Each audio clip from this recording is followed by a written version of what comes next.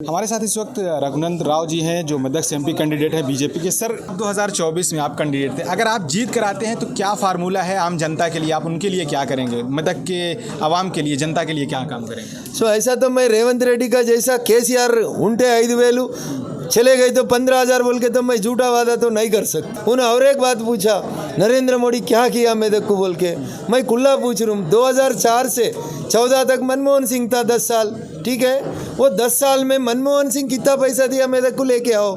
मैं 2014 से लेकर 2024 तक मोदी जी कितना पैसा दिया मैं लेके आ तुम, ठीक है। आप बुलाओ, मैं अकेला आ तुम, आप आओ 100 बंदे को लेके आओ, मैं चर्चा करने को तैयार हूँ। मोदी जी ना कहते हैं ना सबका साथ सबका विकास, उसके बाद भी मतलब 17 लोकसभा सीट है, एक भी बीजेपी ने किसी मुस्लिम कैंडिडेट को नहीं दिया।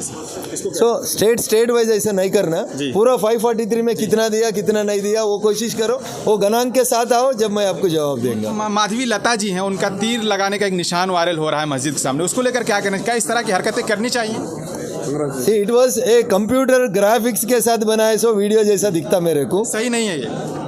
जहाँ तक मैं सोशल मीडिया में देखा वो तो सही नहीं दिखा मेरे को।